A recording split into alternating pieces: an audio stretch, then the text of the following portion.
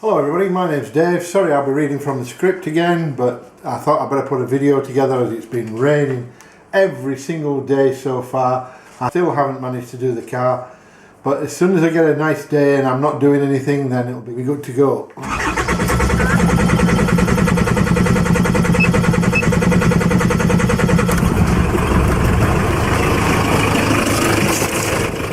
So, let's do an article on safe descents or steep descents and how to drive them. I have aimed this article at all vehicles and not just the Jackaroo Trooper, so that anyone else who reads this is useful for them too. It's about safety on the tracks, which affects everybody. You need to know what your vehicle capabilities are. Is it modified? What does it have as standard? For example, my son Rob has fitted reduction gears to his transfer box in his car for far better reduction than before.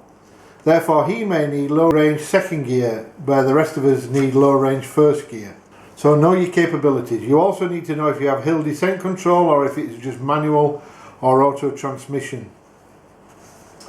What tyres do you have fitted? Do you have all-terrains or mud tyres, especially with the LT in the type, like truck, that stands for, and they will resist tearing and puncturing. If you're using standard road tyres, then descending steep rocky hill may damage them. Whilst the size and diameter is not that relevant, stiffened and taller sidewalls are, as it allows the tyre to be deflated, increased grip, whereas normal road tyres may be damaged in this case.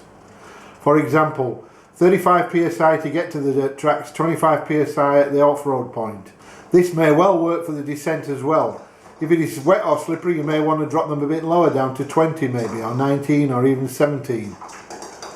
However, never deflate tyres part way down a hill. Do it at the top, at the bottom, or in place where the car is secure. The last thing you need to see is your car descending to the bottom of the hill on its own, with you sit with your deflator in your hand watching it, helpless to stop it.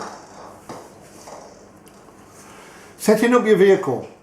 Once your tyre pressures are set, you need to ensure you are fitting four-wheel drive of low range, first gear. In some cars, it is the case that just flicking a switch, in others you have to operate a lever. Do not forget to lock the hubs, otherwise you'll be in two-wheel drive.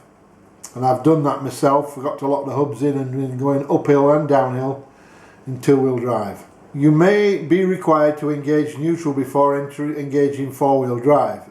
If this is the case, make sure the car cannot run away. If you chock the wheels using large rocks if you need to. But make sure the car is not going to run down the hill on its own, because if it runs away on its own and you can't select a gear, it's going to run away. And once you get speed up, brakes ain't going to stop you. Once you have selected four-wheel drive low range first gear, please note that all cars will not let you select low range unless you're already in four-wheel drive.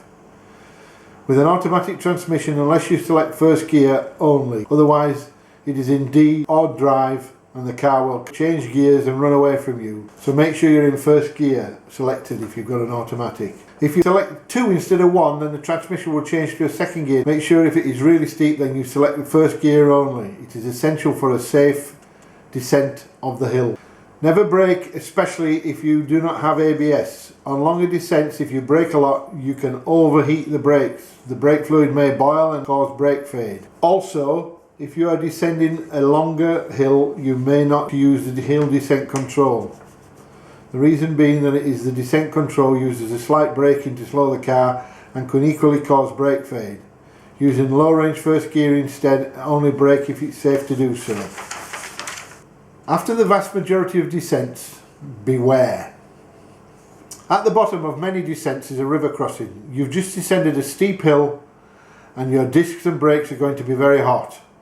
If you plunge into an icy cold river, your brakes disc can crack and all of the seals are going to suck in water, causing problems later down the track. So, take a walk, take some pictures and generally wait until the brakes have cooled before venturing into the icy cold waters of a mountain creek. Engage differential locks.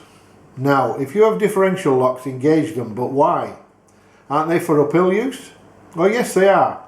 But they're also useful for descents too, for exactly the same reason.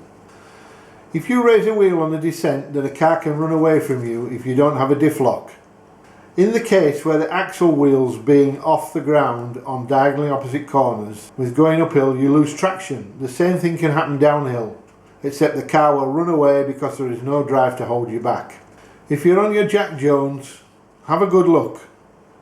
Then park up, get out, have a look at the hill and pick a safe descent route, especially on the first 20 metres.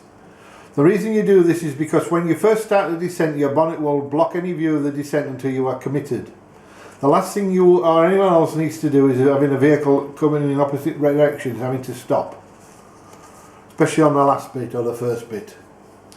Also, it gives a good idea of what is there, tree roots, rocks, drop-offs, gullies and things that are generally in your way that you can't see until you're committed. If you have a passenger, get them out to spot for you. Give them a handheld radio and talk to them. Listen to their directions because they can see what you cannot. If you don't have a radio, get them to stand where you can both see and hear them if they stop or give an urgent command. Drive down in first gear low range. Do not use brakes unless it starts to run away.